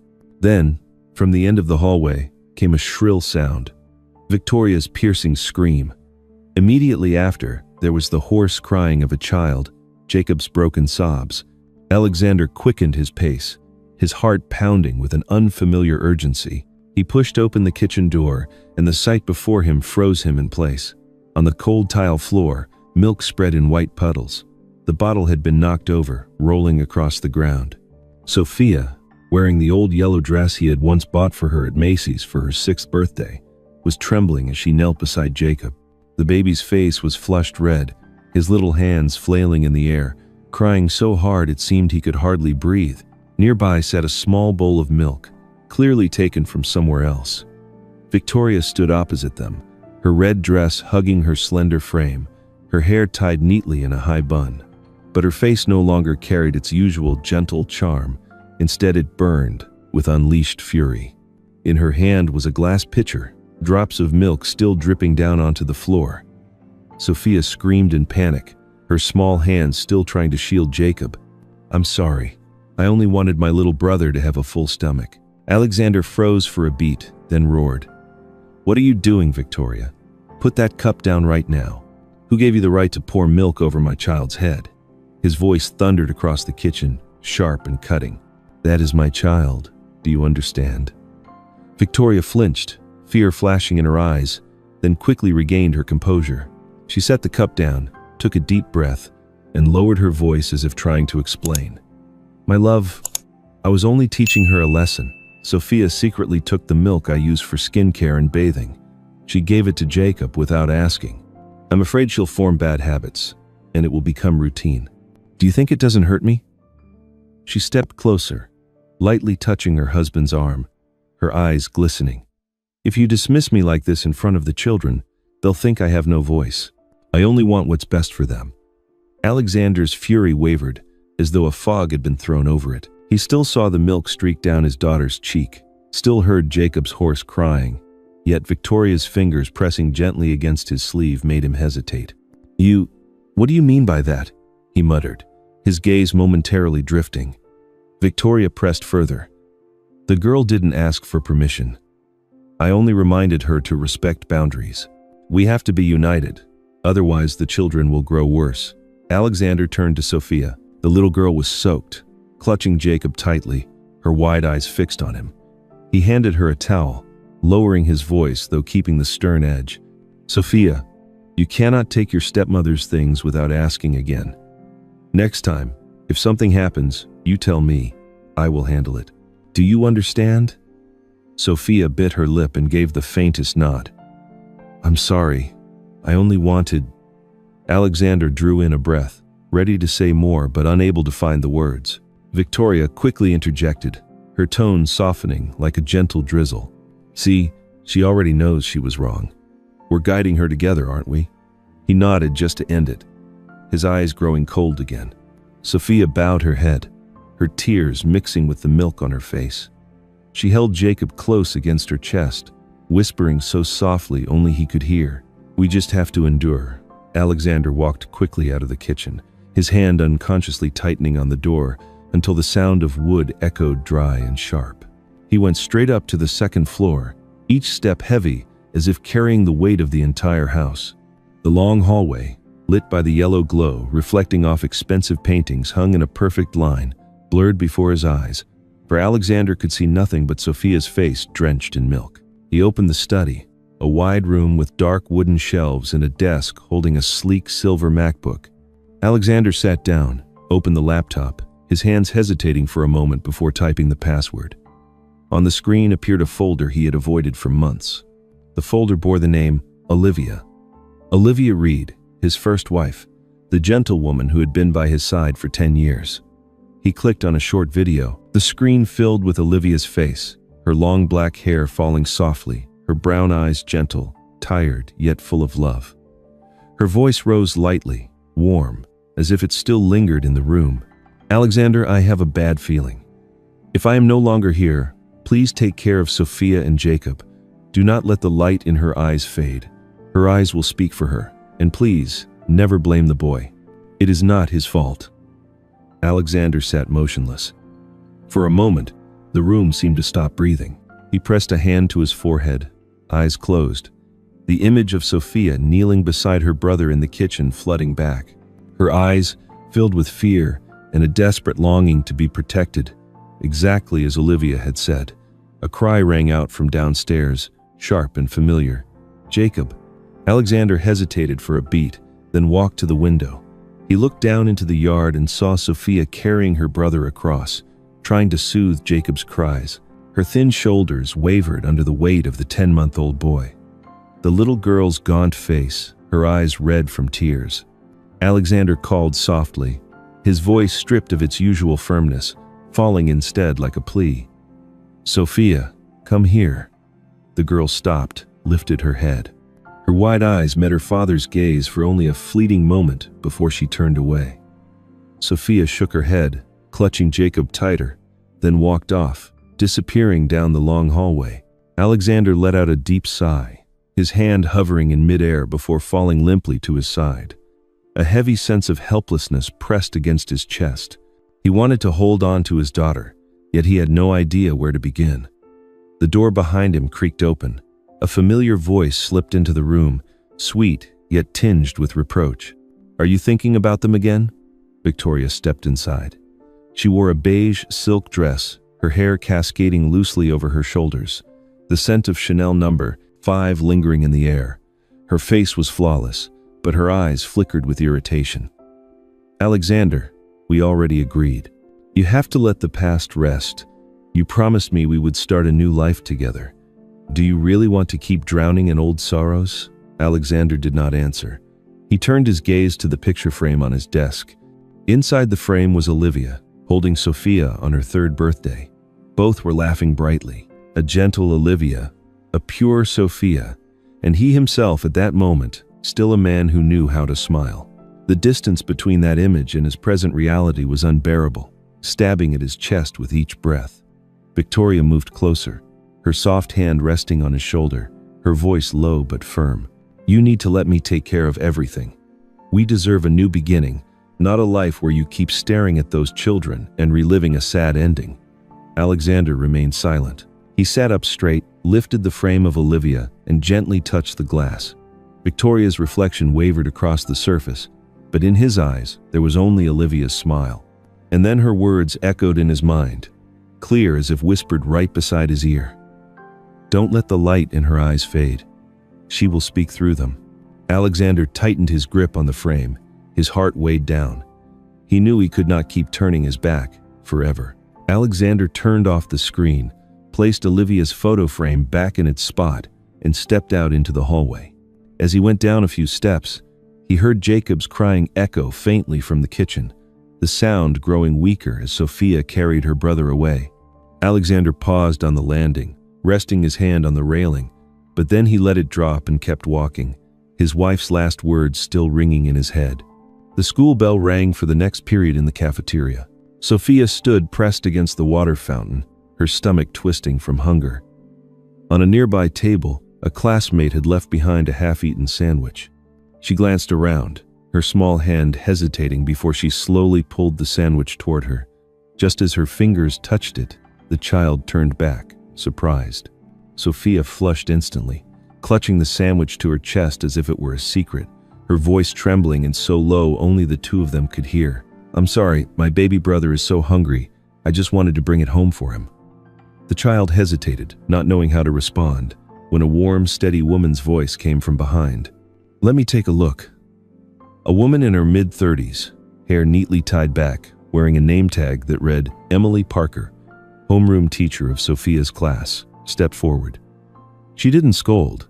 Instead, she opened her bag, took out a carton of milk and a small packet of cookies, and placed them in Sophia's hands. "Drink this, then finish your own portion. I'll ask the cafeteria to make another one for your classmate. Next time, just tell me earlier, all right?" Sophia looked up, her eyes glistening with tears, and gave the faintest nod. Emily lowered her voice further. "I'll ask the cafeteria to save you an extra portion, and if you need to, you can take a milk carton home for your brother." Sophia hugged the carton of milk as if it were a promise, whispered a soft thank you, then slipped back to the corner of the table, still fiddling with the frayed strap of her backpack. By late afternoon, Sophia clutched her nearly torn backpack and ran through the row of houses in Brooklyn Heights. She tapped lightly on the apartment door across the hall. Patricia Gomez, the elderly retired neighbor, opened the door. She wore thin-rimmed glasses, her hands dusted with flour from the kitchen. "It's you again, Sophia." The little girl looked down at her shoes, her voice barely more than a breeze. "Grandma, do you have any leftover bread? Jacob is hungry." Patricia sighed, opened the cupboard, and took out a bag of warm muffins.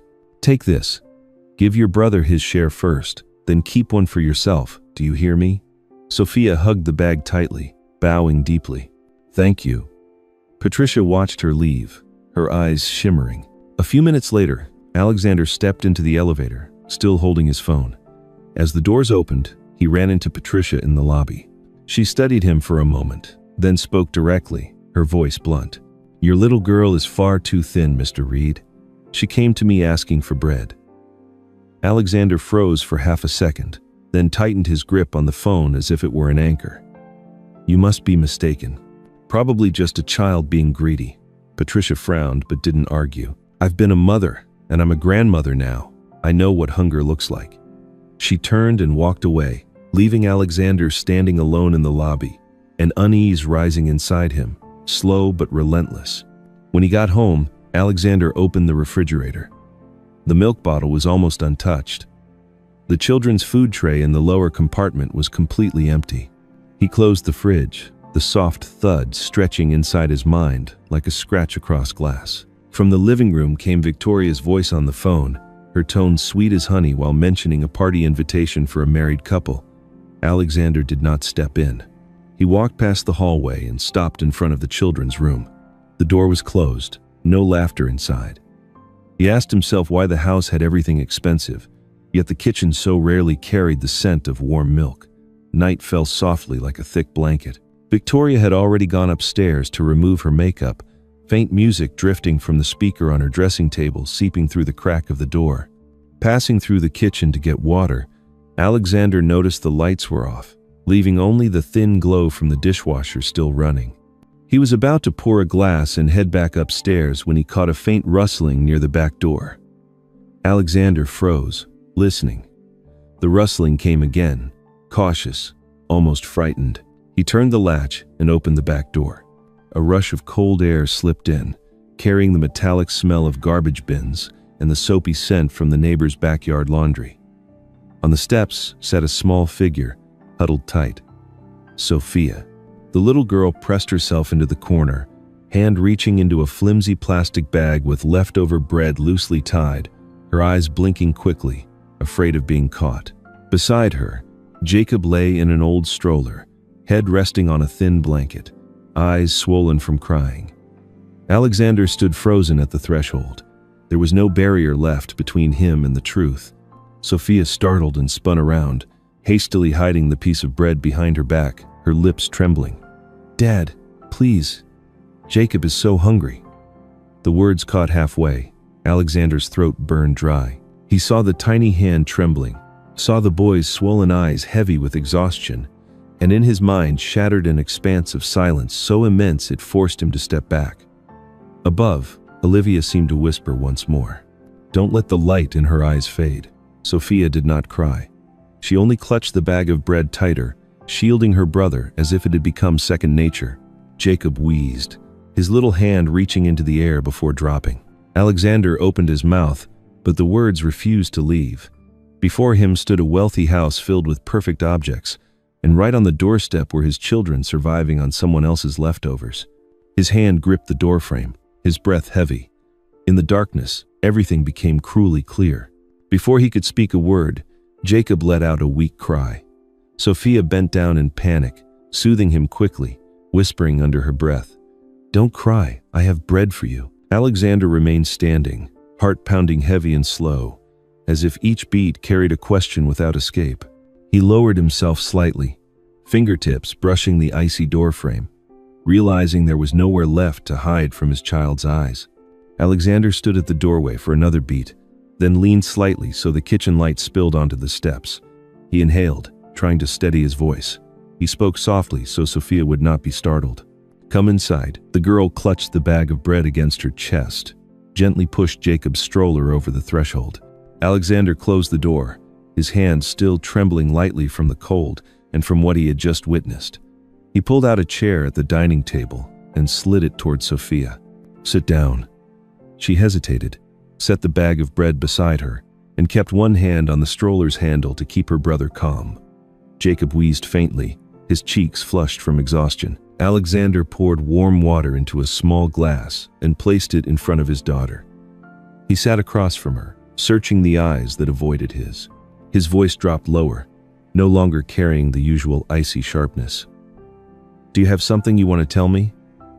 Sophia lowered her head, her small hands clasped tightly together.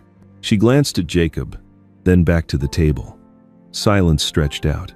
Alexander waited, his heartbeat slow yet heavy, as if weighted by a stone. "I just want to know if you're all right." Sophia pressed her lips together, shook her head ever so slightly. "I'm fine." The reply was so faint, it was almost a breath. The sound of heels echoed from the hallway. Victoria appeared, silk dress flowing, hair now loose. She stopped at the doorway, observing for a moment, then smiled as if she had stumbled upon a tender family scene. "It's late. Why are you two still awake?" Alexander lifted his eyes and answered calmly, "I was just talking with her." Victoria stepped closer, laid a hand on Sophia's shoulder, her tone gentle. "She's a stubborn one. She likes to act up just to get affection. Don't worry. I'll talk to her later." Alexander looked at that hand on his daughter's shoulder. He wanted to brush it away, but his throat was parched. He pushed back his chair and stood, eyes shifting to Jacob as he spoke quietly. "Give the boy some milk. Then, everyone to bed." He left the kitchen, each step up the stairs slower and heavier than the last. Once Alexander was gone, Victoria leaned close to Sophia's ear, the smile vanishing as if it had never existed. Her voice thinned, cold as a strand of wire. "If you open your mouth, tomorrow Jacob won't get a single drop of milk." Sophia froze, clutching the side of the stroller. Victoria swept past her, opened the refrigerator, poured Jacob a meager portion of milk, sealed the bottle and placed it back exactly in its spot, every movement precise as if rehearsed. The next morning, in Emily Parker's classroom, Sophia sat tucked away at the end of the row. During recess, as she bent to pick up a pencil, her sleeve slid up, revealing a faint bluish bruise on her wrist. Emily caught sight of it and paused. She drew in a breath, then crouched down, keeping her voice calm. "Sophia, what happened to your hand?" The girl quickly pulled her arm back, tugging her sleeve down to cover it. "I fell." Emily didn't press. She opened her desk drawer, handed Sophia a carton of milk and a piece of bread. "Drink this. Later I'll tell the kitchen to keep a portion aside for you. If you need to take something home for your brother, you let me know." Sophia accepted it, nodded, her eyes glistening before she lowered her head once more. When the students went outside, Emily returned to the teacher's desk and opened her private file. She quickly wrote a few lines about Sophia's condition, noting the date and time, the bruises, and the fact that the girl often asked for extra food. At the bottom of the page, she underlined a short line. Continue close monitoring. Contact the school counselor if this repeats.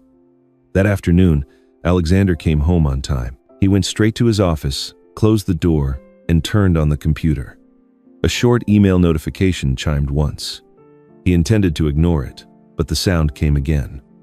Alexander opened his inbox. At the top of the incoming mail sat an anonymous email, no subject line, only a strange address. He hesitated, then clicked.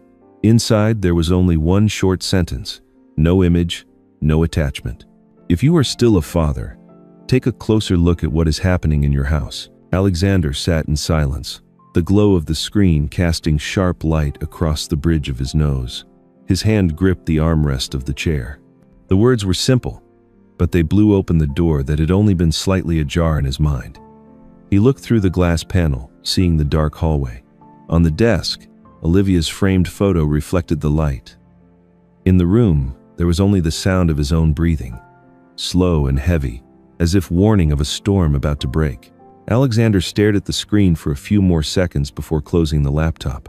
He stood up, opened the office door, and walked straight to the kitchen. On the counter, the milk bottle was still nearly full, but the plastic bowl for children was spotless. He paused at the doorway and saw Sophia carrying Jacob around the living room to calm him down. The girl placed her brother down, pulled a chair closer, and pushed the bowl of porridge up to the stroller. She only took 2 small spoonfuls for herself, then carefully poured the rest into Jacob's bottle. Alexander said nothing.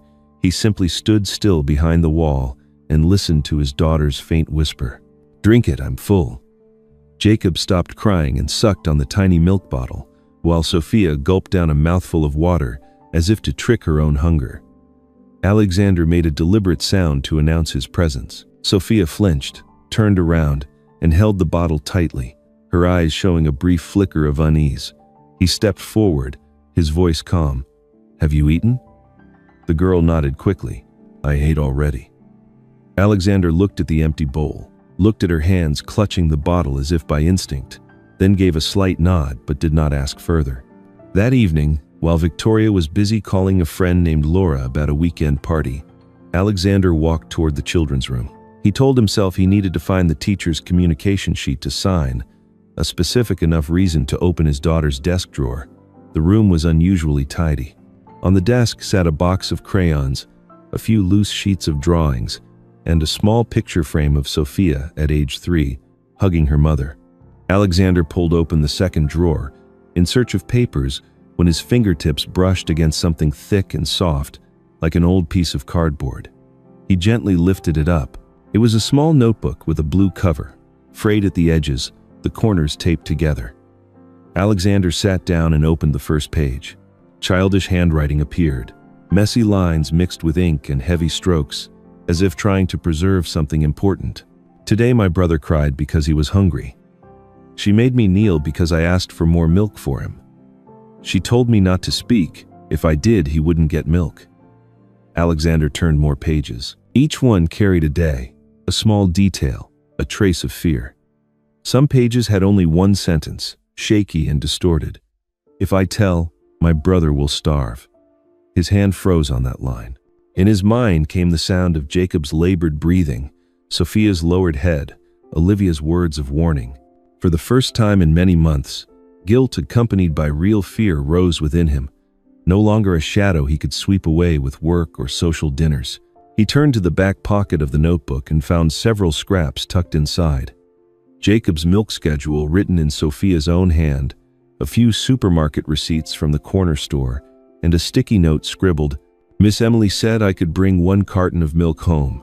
Don't let her know, she'll be mad." Alexander set the note down, his heartbeat slow but heavy. He lifted his eyes, looking around the room as though seeing his own house with different eyes. Everything was clean, orderly, but there was no trace of carefree childhood anywhere. The sound of heels echoed down the hallway. Alexander closed the notebook, but before he could put it away, Victoria opened the door, leaning her shoulder against the frame, her lips curling into a faint smile. "What are you doing in the girls' room?" Her voice was as light as a breeze, but her narrowed eyes cut toward his hands as sharply as a blade. Alexander instinctively moved the notebook behind his back. He stood, facing her, his voice flat and low. "Looking for the teacher's contact form. Where did you put it?" Victoria stepped in, a sweet fragrance of perfume spilling into the room. "I left it in the mailbox in the kitchen. You can ask me any time, there's no need to rummage through the child's room." She glanced at the desk, at the half-open drawer, then locked her gaze on Alexander. "We agreed that I would take care of the children. Don't let your past make everything fall apart again." Alexander did not look away. In those eyes he saw a thin veil, a practiced habit of control that came as naturally to her as breathing. He shifted half a step, closed the drawer, and kept the notebook behind him as though it were the only thread tying him to the truth. "I'll sign the teacher's form. It's late tonight." He moved past Victoria toward the door. She turned slightly, the smile still lingering. "Don't let work drain you. Tomorrow we still have the dinner party in Midtown." Alexander gave no reply. He walked down the hallway, each step measuring the length of the house, each step weighing the habits that had blinded him to his child's fear. In his study, he closed the door softly, leaned against the wood, and opened the notebook once more. The clumsy handwriting stared back at him, painfully honest, needing no grand words to speak its truth. He tightened his grip on the notebook. For the first time in months, his eyes no longer looked away. They sharpened, cold and clear, like the moment he signed a major contract, except this time there were no numbers to negotiate. He spoke to himself in a slow, steady murmur, as if sealing a vow. "I have to know the truth." Right after closing the office door, Alexander walked back to the children's room with deliberately slow steps. He placed the blue-covered notebook on the table, aligning its corners, as if reminding himself not to tremble anymore. Sophia was changing Jacob's diaper, her movements careful yet clumsy from exhaustion. When she saw her father, the girl froze for a moment, her eyelids fluttering quickly before lowering her gaze to the floor. Alexander pulled out a chair and sat across from her. He pushed the notebook toward his daughter, his voice low and gentle. "Sophia, did you write these lines? Is it true?" The girl looked at the notebook, then at Jacob. Her small hand clutched the hem of her yellow dress, her shoulders quivering slightly.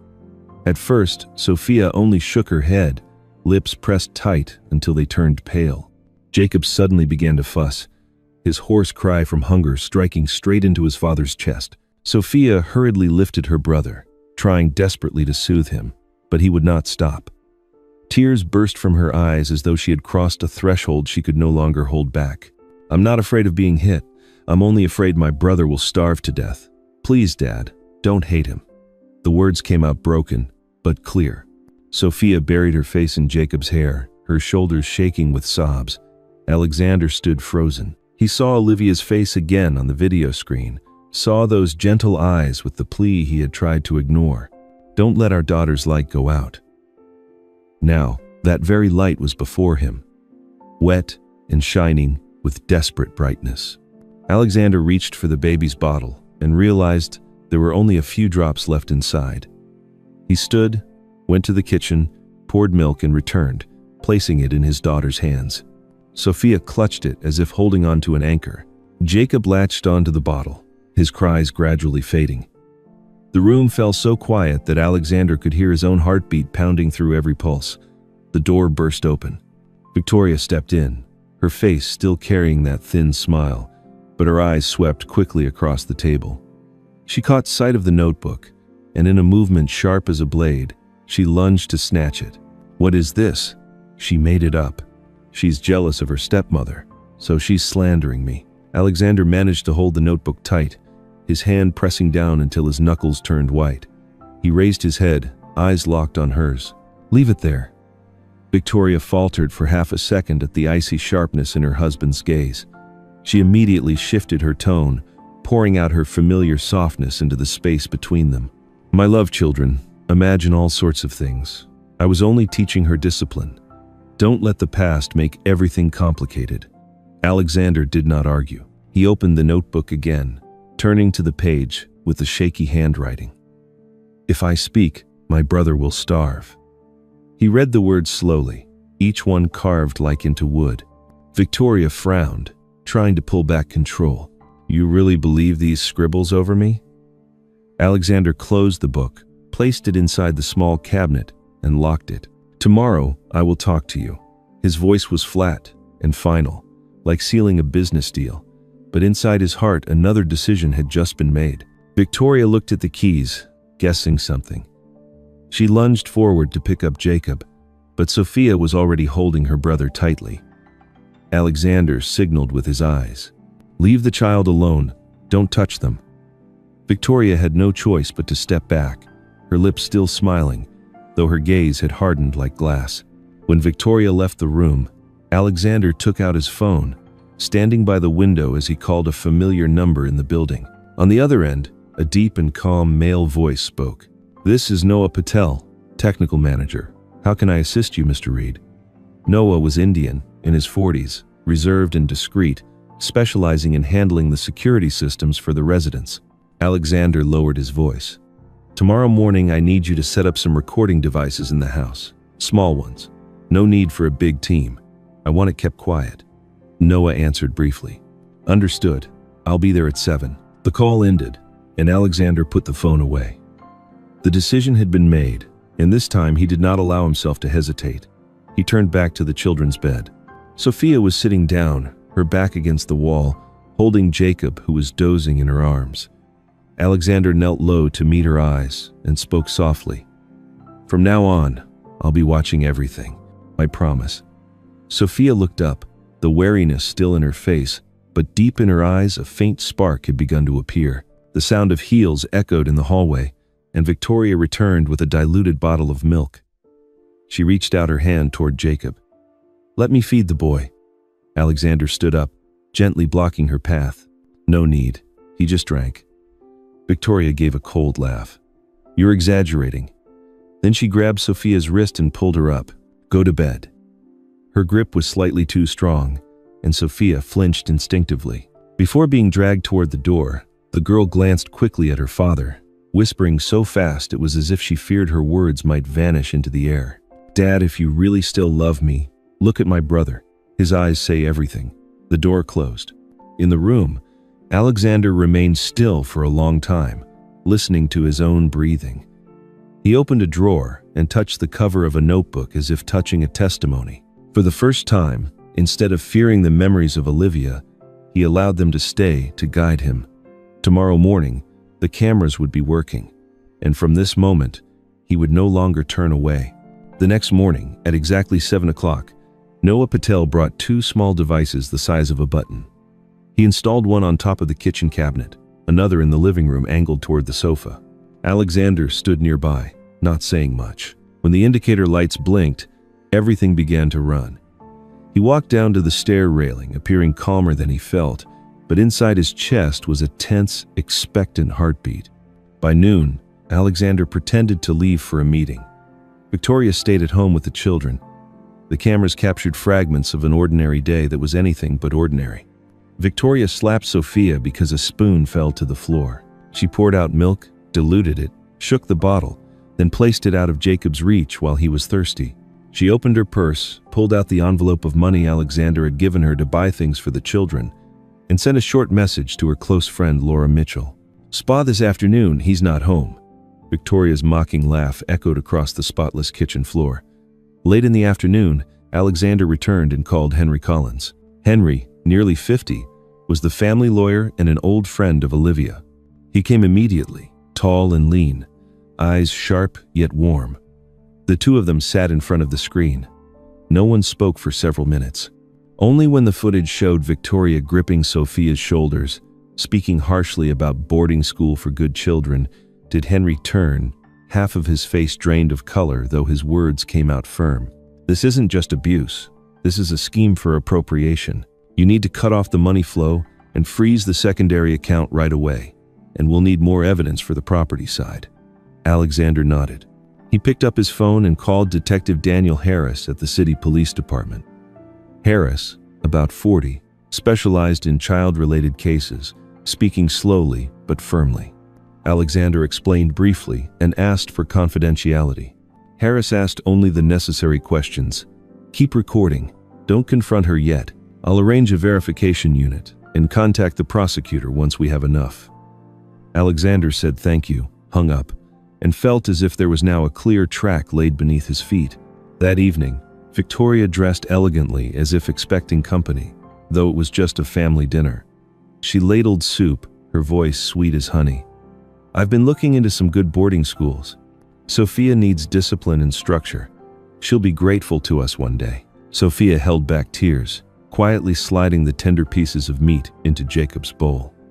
Alexander put his spoon down and asked as if considering a distant matter. "Which schools? How much are the tuition fees? Has anyone advised you?" Victoria smiled, sensing momentum. "I have a friend who's excellent. She handles all the paperwork. Everything will be fine." Sophia glanced quickly at her father. Her eyes were weak, but trying to cling to hope. Alexander inhaled slowly, nodded as though in agreement, then continued eating. The dinner passed in a kind of false peace, and for the first time, he allowed it to play out. The next day, Victoria went out with Laura Mitchell. The door camera recorded them laughing, spa bags in hand, discussing a new treatment package. "You trust me now, Laura. Just a few more weeks and it's done." That afternoon, Alexander went to the bank. He blocked access to the secondary card, set transaction alerts, and moved the children's tuition funds into a separate account. Henry sat beside him, reviewing old authorizations. "Revoke every power of attorney signed before the marriage. I'll draft the letters and send them tonight." Henry's voice was steady, revealing his practiced manner when legal risk loomed. Friday night, the apartment lights glowed for guests. Victoria introduced a man in a dark suit, neat tie, hair slicked back. "This is Richard Coleman, my personal attorney." Richard shook Alexander's hand, smiling just enough. His eyes scanned the room as if measuring the size of a new asset. "I can help simplify the ownership structure, reduce risks, and optimize taxes." Alexander leaned slightly, hiding his wariness behind a calm face. "I'll consider it if it makes sense." Richard glanced at Victoria, as though their agreement had been rehearsed, then opened his briefcase and pulled out a stack of papers. "We'll use a temporary transfer document, only to make management easier." His tone was smooth, but the language carried the weight of possession. When Richard went into the kitchen to get water, Victoria leaned close to Alexander's ear. "Just sign it. It's only paperwork. I'm tired of handling everything myself." Alexander glanced down the hallway, where a small camera was quietly recording. He poured himself some wine, lifted his glass, pretending to relax. "I'll read it after dinner. Don't rush me." Dinner that evening was a staged performance. Victoria brought up the subject of boarding school again, repeating the same argument for the children's future. Sophia kept her head down, focused on feeding Jacob, careful not to spill a drop. Alexander asked only short questions. "Who introduced you? Where did you meet?" Victoria answered smoothly, her eyes glowing as if she could already see the finish line. Richard sat back listening, occasionally adding a few polished words like efficient, convenient, safe. When it was time for paperwork, Victoria placed the file on the coffee table in the living room. Just a few signatures. Richard flipped to the page marked for signing and pushed a pen across the table. "Here and here." Victoria drew out a gold-capped pen, her hand trembling ever so slightly with excitement. "With this, everything will be tidy." At the very moment the pen touched the paper, the office door opened. Alexander walked out, unhurried, but each step deliberate. He did not look at Richard first. He fixed his gaze on Victoria, eyes no longer clouded, no longer hesitant. His voice cut low and cold, slicing through the polished atmosphere that had filled the room. "I've seen enough. It's time you showed your true face." Victoria's pen had barely touched the edge of the paper when Alexander stepped over to the coffee table and picked up the small remote lying beside the photo frame. He pressed a button. The large screen on the wall lit up, replaying recordings from the kitchen and the living room. There was no background music, no sweet explanations, only the sharp sound of slaps, Jacob's hoarse crying, and Victoria's harsh voice about boarding school and milk rations. Victoria shot to her feet, her face pale, then flushing red. "You set me up. This is staged. It's been edited." She grabbed for the stack of papers and yanked them toward herself. Richard Coleman froze for a moment, then cleared his throat, trying to stay composed. "Mr. Reed, We can discuss this privately. Cameras inside a home don't capture the full context. Legally speaking, I advise you to—" Alexander did not look at Richard. He fast-forwarded to the moment when Victoria snatched the bottle of milk from Jacob's reach and slapped Sophia for dropping a spoon. The footage was crystal clear, undeniable. Victoria gripped her hair, screaming into the child's face. Her voice hissed through clenched teeth. "All of this property should have belonged to me. It's not for some brat to ruin everything." Sophia, trembling, held Jacob close against the wall. Hearing his stepmother's voice, the boy began to cry again. Alexander tilted his head toward the door and spoke softly but firmly. "Now." The door opened. Detective Daniel Harris entered with 2 officers. Harris, around 40, carried himself with steady authority, his voice deep and calm, the kind of tone shaped by years of handling child cases. He held up a search warrant and an arrest order, his eyes moving across the screen before resting on Sophia. "Are you all right?" Sophia gave the slightest nod, clutching her little brother tighter. Richard stepped forward, extending a business card. "I am her attorney. My client—" Harris did not argue. He turned to one officer. "Seize the storage devices. Seal the files on the table." Just then, the doorbell rang. A man in a dark shirt, carrying a leather briefcase under his arm, walked in as if he owned the place. Harris blocked his way. "Name?" The man flinched. "Anthony Blake, accountant." Harris gave a curt nod and signaled his team. "Detain him on suspicion of fraud and embezzlement. Read him his rights on the spot." The air vibrated with the formal cadence of procedure. Richard faltered, then tried to recover. "You're mistaken. This is a civil matter." Harris pointed at the screen, where bank statements and transfer schedules appeared from the very file Anthony had just brought in. "And this is financial evidence. We already have confirmation from the bank." Victoria struggled as a female officer approached. "Don't touch me. You will regret this, Alexander. Without me, you are nothing." Her voice cracked, stripped of its velvet cover. She turned to Sophia, her eyes flashing with venom. "You ruined everything. That's enough." Alexander spoke quietly, but the words cut deep. He walked around the table to where the children were. Sophia instinctively stepped back, then stopped when she saw him extend his arms for Jacob. Alexander lifted his son. Jacob cried once more, then gradually quieted as his head rested against his father's shoulder. For the first time, Alexander felt the full warmth and weight of his son in his arms. He drew in a long breath, as if swallowing back the blade that had been lodged in his chest all this time. "I'm sorry, son. I let you suffer for too long." Murmurs began to rise from the hallway. The apartment door opened, and a few curious neighbors paused at the scene. Patricia Gomez pushed her way to the front, polite enough but unable to hide her outrage. She looked at Victoria, who was now handcuffed and breathless with rage. "A mother like you doesn't deserve to be called a mother." Victoria glared but was escorted toward the door, the sound of her heels dragging across the wooden floor.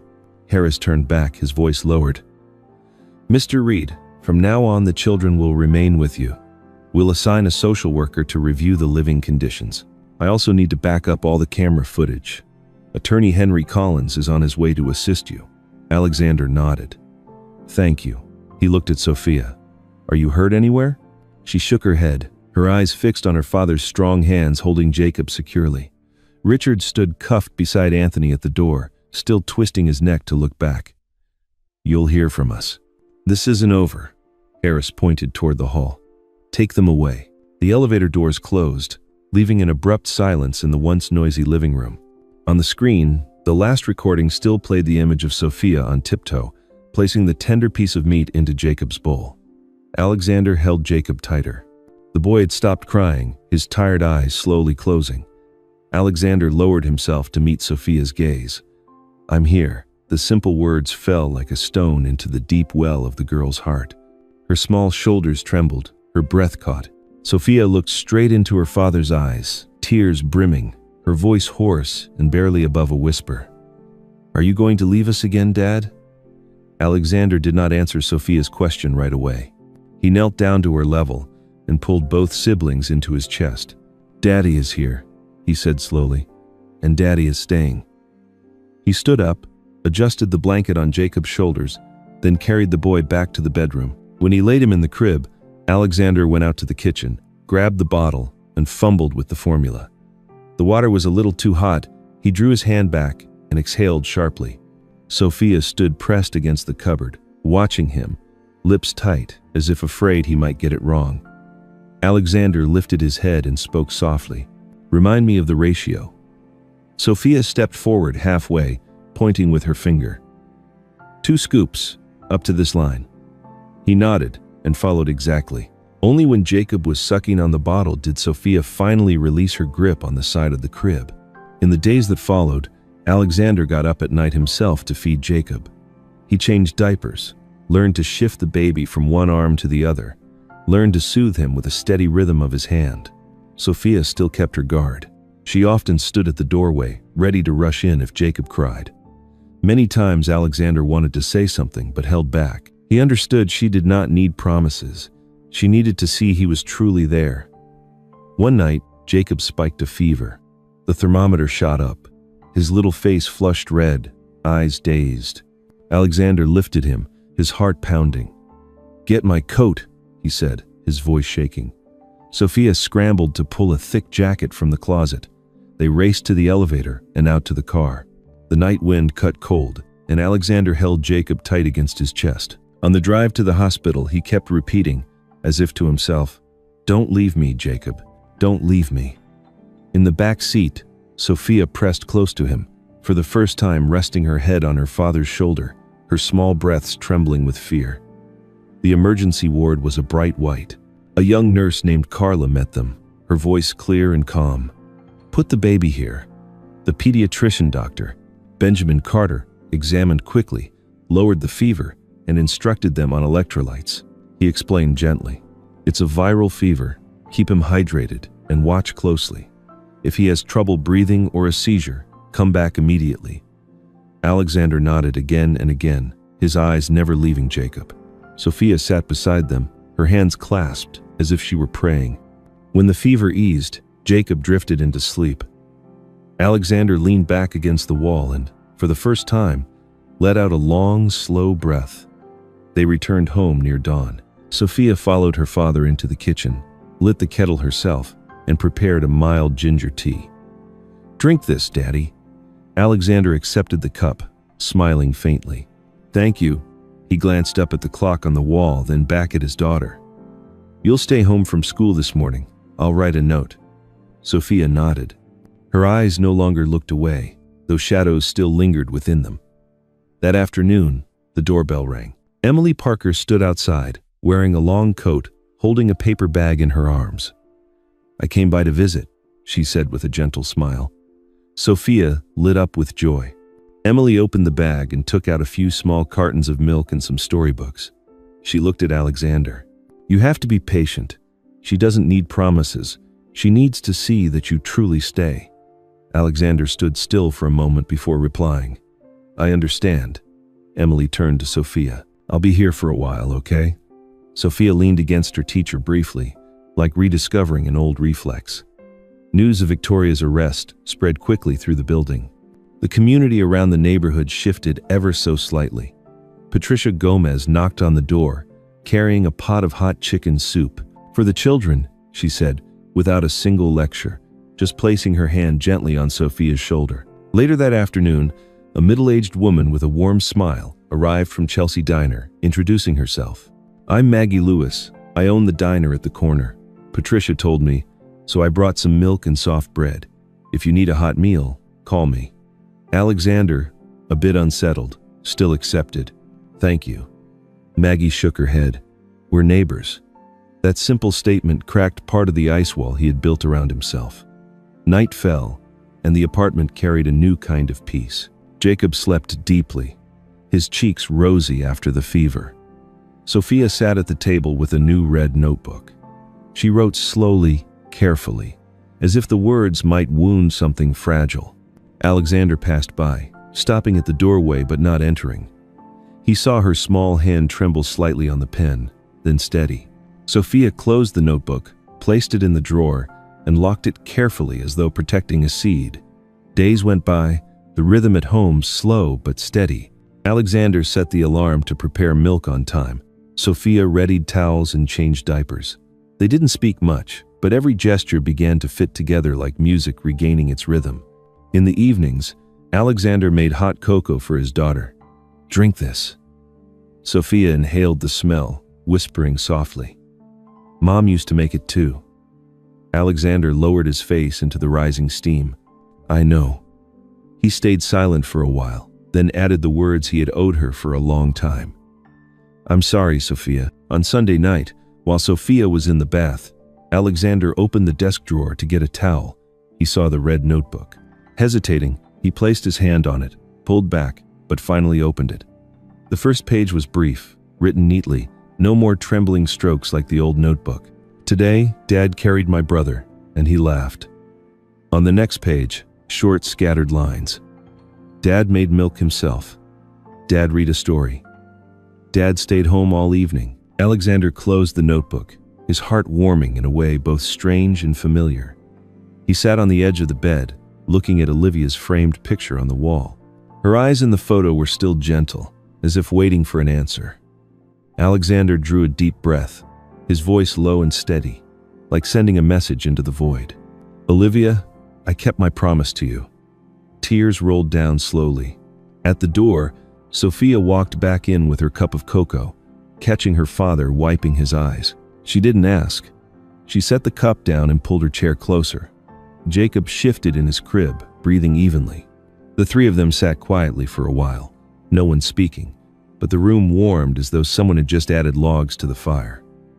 In the hall, Patricia closed her own door and exhaled in relief. At the corner, Maggie pinned a small note in her kitchen. "Soup for the Reed family tomorrow night." On the class bulletin board, Emily posted a blue slip. "Parent support group, meeting next week." Invisible threads wove together, strong enough for a fractured family to hold on and rise again. That night, when Alexander tucked Sophia into bed, she opened her eyes and whispered, "I'm not as afraid as before anymore." Alexander touched her hair gently. "I know." He turned toward Jacob, placing his hand over the small chest, rising and falling evenly. In the silence, he heard another rhythm, steady and patient, stitching back together the place that had once been broken inside him. The next morning, Alexander woke up before the alarm. He prepared milk for Jacob, placed the bottle in his son's hands, then opened his laptop right there at the kitchen table. He typed a headline slowly, as if afraid to break something fragile that had just begun to heal. "Hope Haven Center, founding plan." He called Henry Collins. "I need to file the legal paperwork for a nonprofit center as soon as possible." Henry answered briefly, "All right, sign this afternoon." 3 days later, a woman with short brown hair arrived at the apartment. "I'm Erin Morales," she introduced herself. "I used to be a social worker. Now I coordinate programs for abandoned children." Erin spoke little, her voice steady. She read through the plan, then looked up. "You have a clear goal. We'll start with a small kitchen, a counseling room, and a learning corner. I'll gather volunteers." Alexander nodded. "Thank you. I don't want a place that looks pretty in pictures. I want a place where kids feel safe." City Hall quickly approved the license. Maggie Lewis brought pastries, smiling. "For the opening, you need the smell of a kitchen." Patricia Gomez carried in a box of children's books, speaking firmly. "The reading corner must be full." Emily Parker showed up holding a box of crayons. "I'll take care of the small afternoon classes."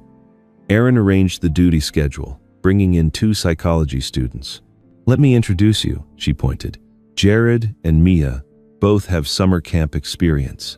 Jared was tall and slender, with a gentle smile. Mia spoke softly, her eyes full of listening. On cleanup day, Sophia stood by the blank wall, brush in hand. Alexander handed her a box of paints. "What do you want to draw?" The little girl stared at the space for a long while before sketching the first lines, each stroke slow and firm. Erin read aloud the words Sophia wrote with both hands. "Family is where no one is left behind." She turned to Alexander.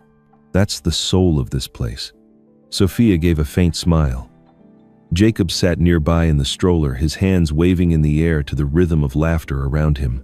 Weeks passed, and Hope Haven began to breathe on its own. The kitchen corner was always warm. A small room with 2 armchairs for counseling. A bulletin board listed shifts. Alexander didn't walk around like a boss, but like an apprentice. He asked Aaron about the intake process, asked Jared about setting up the safe space, asked Emily about suitable reading lessons. Every answer was like laying another brick onto his trust in himself. News of Victoria's trial came through Henry's email. Convicted of child abuse and financial fraud, Henry said over the phone. 3 years in prison, plus probation, banned from contact with children. Alexander stayed silent for a few seconds. I won't attend the press conference. Henry understood. You're doing the right thing. After the verdict, social media overflowed with condemnation. Alexander shut the screen. He lifted Jacob, resting the boy's head on his shoulder. We don't live by throwing stones, he told himself. We live by the work we do.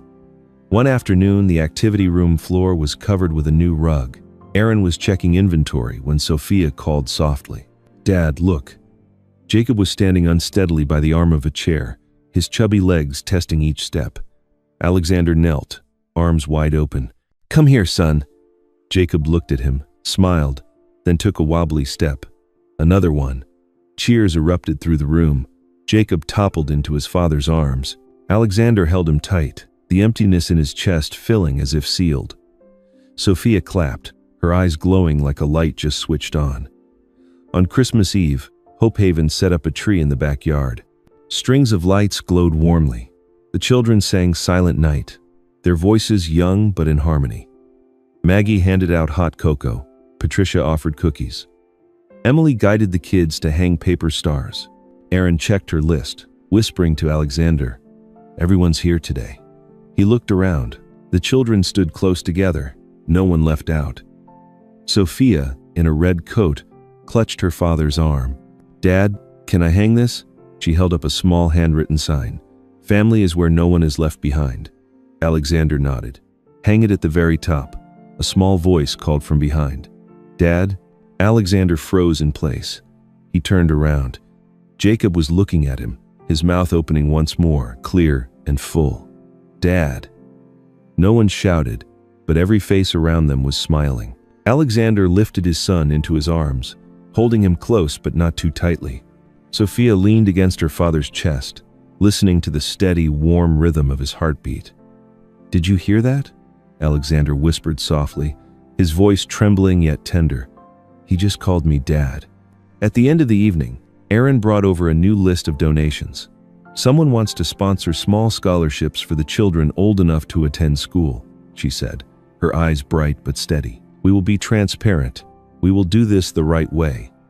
Alexander signed his name at the bottom line, then looked up.